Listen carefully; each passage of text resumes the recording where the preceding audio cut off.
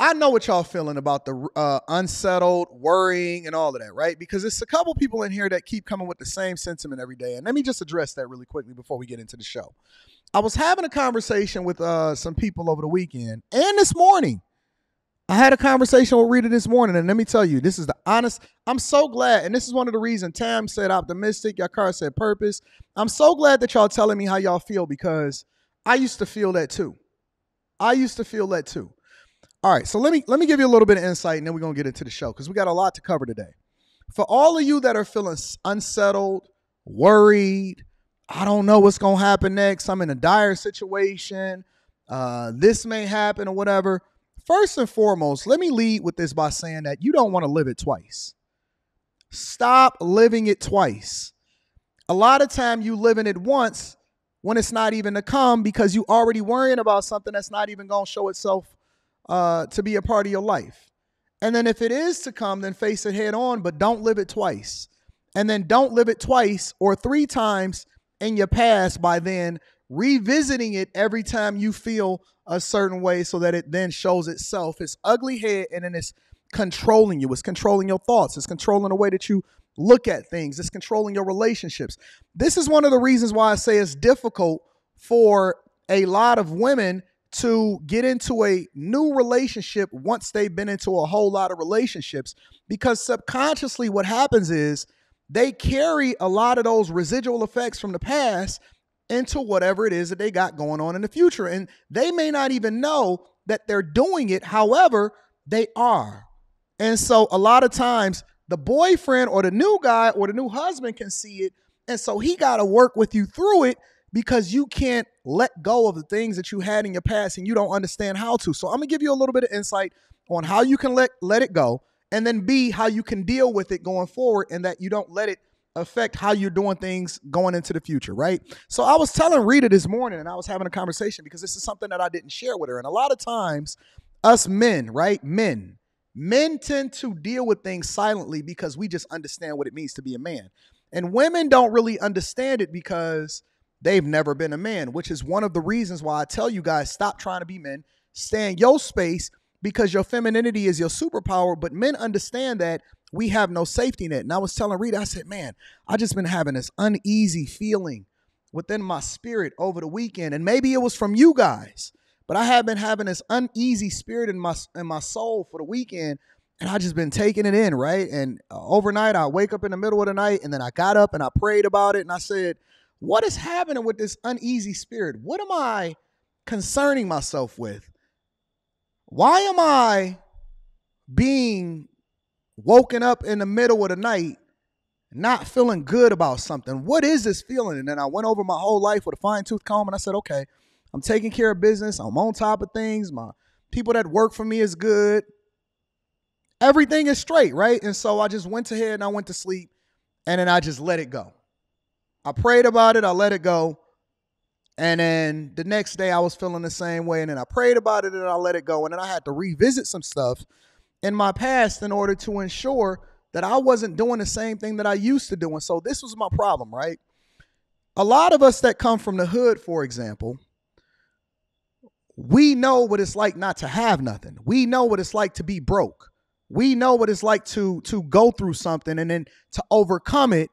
But the thing that we don't deal with is the fact that we can't let that past go. And so we use that past in order to propel ourselves, but we don't know how to let it go. And this is one of the things that really, really held me down before I started to really take off and transcend, right? So, for example, I would use all of the, and I'm going to read that super chat shortly. I'm going to come to y'all shortly. I would use all of the stuff that people said that I couldn't do. Oh, you're never going to make it out the hood. You're never going to be nothing. Your YouTube channel is never going to be nothing. You're never going to be able to get to the highest levels of corporate America. Your businesses is going to fail. I've been hearing that my entire life.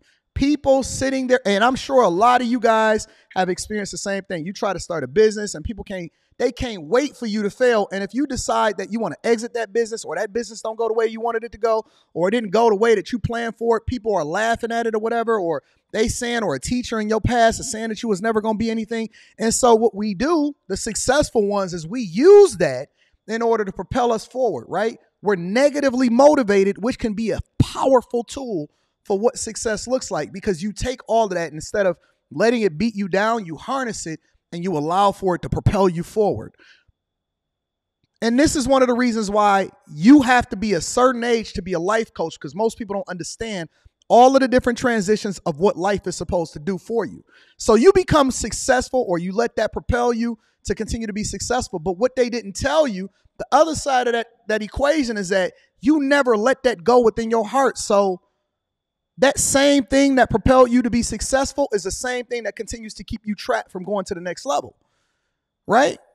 Because that same residual effect, me coming from nothing, when I went broke when I was in my early 20s, had to move back into my mother's basement, had the shame of it, leverage that in order to continue to become successful, get into the best space or the biggest spaces possible to get rich again or become successful again, right? You propel yourself from that.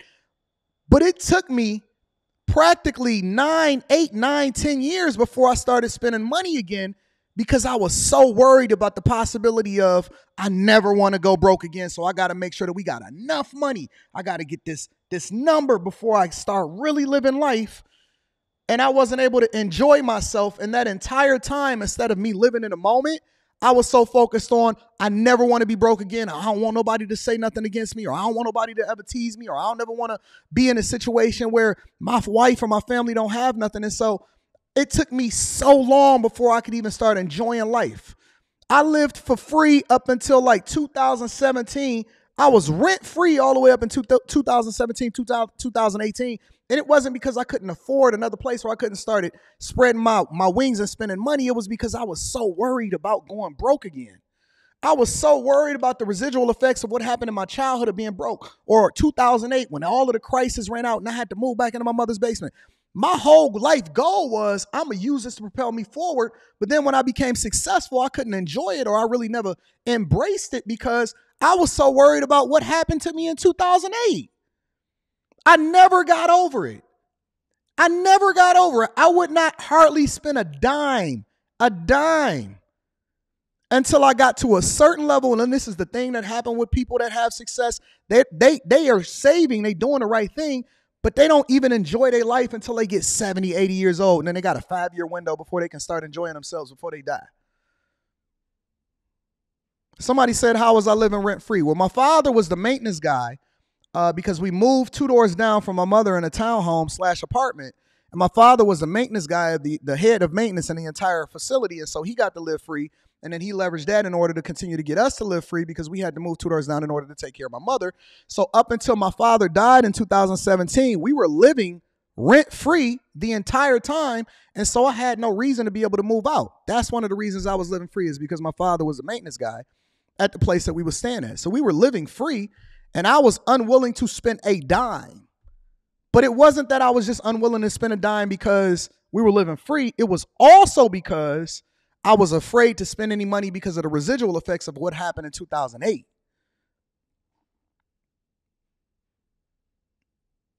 And that thing still carry me. It still carries me sometimes. Sometimes I wake up and it's like a worst nightmare. And I'm like, oh my God, I'm broke again. And I'm like, I get up, I check my bank account. I'm like, oh yeah, I'm still rich. You know what I'm saying though?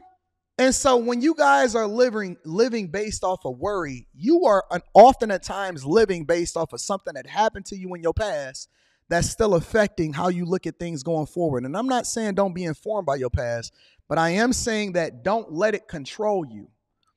Don't let it control you. Don't let yourself be shackled by your past. And that could be anything. I'm using an example as far as finances in order to illustrate some stuff. But what I'm communicating to you guys is you're always going to be having problems. There's never going to be a shortage of people that come at you on social media. There's never going to be a shortage of people that doubt you. You're never going to get away from people that think that you're not going to ever be anything higher than whatever it is, no matter how high you go.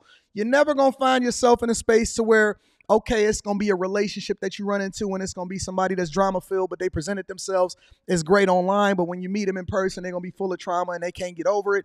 You're going to have some problems.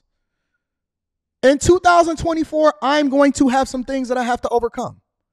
In 2024, maybe even before the end of 2023, you're going to have things that you have to overcome. But that's just life. It rains on the just and the unjust, but we not going to live it twice. We going to deal with it. We going to be proactive and prepare ourselves for if something like that happens, but you're not going to put yourself in a position to where you're not living. You still got to live. You still got to thrive. You still got to have fun. Don't live it before it get there and then live it when it get there. Deal with it when it comes, but be proactive enough to actually prepare yourself for the circumstance if it happens. You can still save your money. You can still make investments and enjoy life at the same time. And it don't even necessarily have to cost you any money to do so. But because you're completely controlled by the things that is happening in your life, a lot of times you prevent yourself. You can't even truly enjoy the man that's for you now that you are the thing that you're looking to attract because you're so focused on how another man treated you when you was in your past. So that man was abusive. So that man may have not been the man that you were supposed to be with. So you've now found yourself in a situation where you got lucky enough to attract the person that you are because you made some accountability, or you took some accountability and you made some changes in your life. And so now you're going to subject him to your trauma that you have in the past because you never fully healed. And just because you got yourself together didn't mean that you did all of the work on the mental side to really prepare yourself for what was to come as far as the opportunity and the blessings that come along with it. Life is good. Through all of the bad, through all of the problems, through all of the issues, through all of the trauma, life is good. The trauma is a learning experience. When you burn your hand on a stove, that is your body teaching you that is hot. So it's not that you have to fear stoves. It's now that you become more informed on how you're supposed to leverage and use that stove more effectively in order to make sure that your food is cooked. It don't mean that you got to worry about getting burned. It just means that you need to be a little bit more careful of how you move around stoves. You don't have to be fearful of the stove. You don't have to be fearful of drowning. You have to learn how to get over it, right?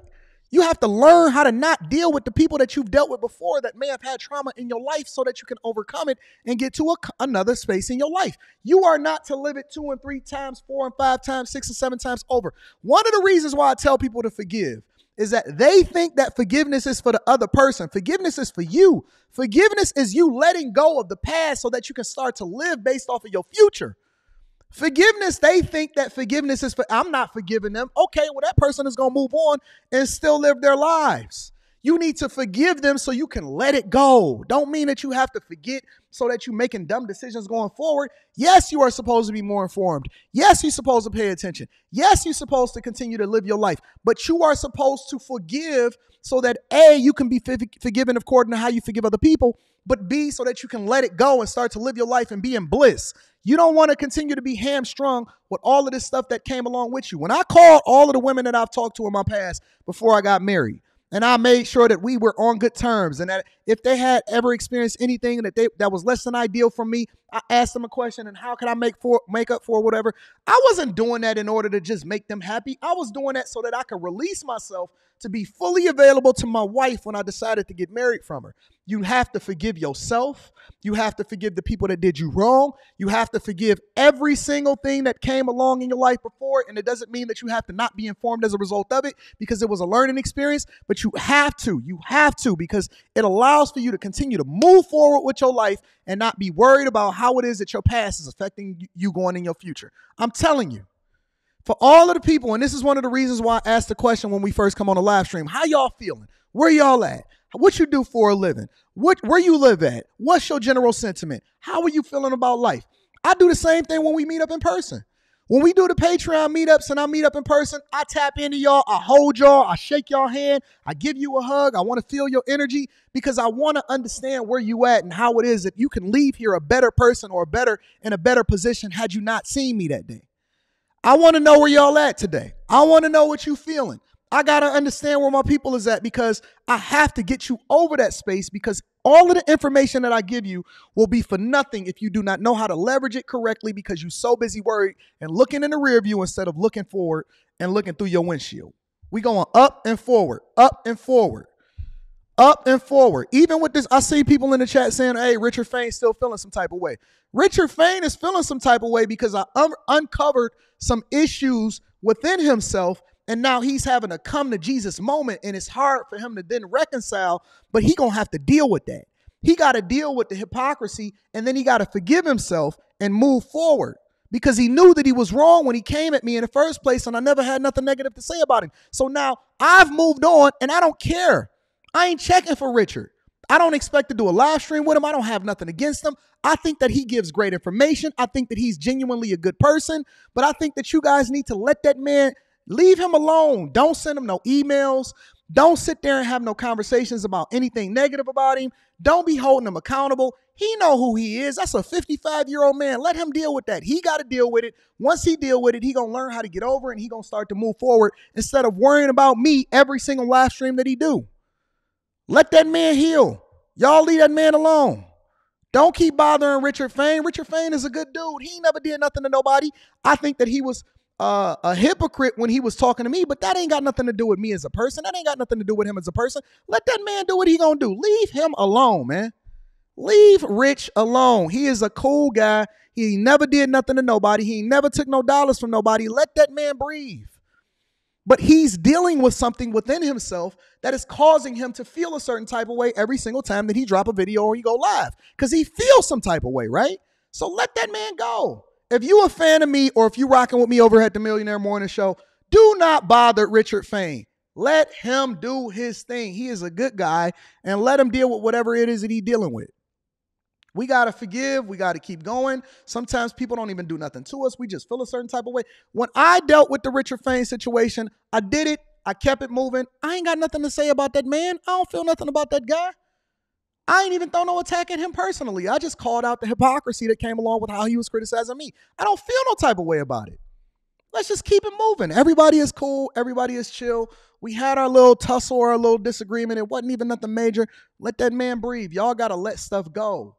If I bring somebody to the front of the congregation and I criticize a specific talking point that they make online, leave it at that. Don't take it personal. He good. We good. Everybody is good. We straight. Learn to forgive yourself. Learn to forgive yourself. Learn to forgive the people of your past. Don't live it twice, and start moving in abundance and not based off of you moving in duress from your past. Learn to move in abundance. Enjoy the moment. If something happens to you, deal with it accordingly and move forward. We're moving forward in abundance, not in the past. So for all of y'all that said that y'all was feeling some type of way, forgive yourself, forgive anything that happened to you, and move on. Somebody said, was it an attack or just an indifference of opinion? I think it was an indifference of opinion on my part. He started to attack me personally. I showed the hypocrisy, and then we moved on. We moved on. All right? Ayo Jet, you said it's hard to forgive. Remember, if you saying that it's hard to forgive, then you're saying it's hard to forgive for yourself. Forgiveness is for you. It's not just for the other person. Forgiveness is for you. It's not just for the other person. Let it go. Let it go. It does not help you to hold on to anything or hold a grudge against anybody. Let it go. It does not help you. If you want to do the thing that's in your best interest, let it go. I made up in my mind, unless it's worthy of me or it benefits me, I seen that Richard Fain opportunity is an opportunity that benefits me. If it doesn't benefit me, I don't even address people no more. I don't care what nobody say about me. I look at it as an opportunity for me to continue to get more visibility because I'm reaching another audience that may have not been familiar with me.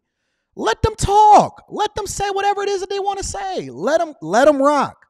And then you take that opportunity and you leverage it in order to really take advantage of the fact that you got more eyes on you. Don't worry about it. Let it go. Let it go. All right?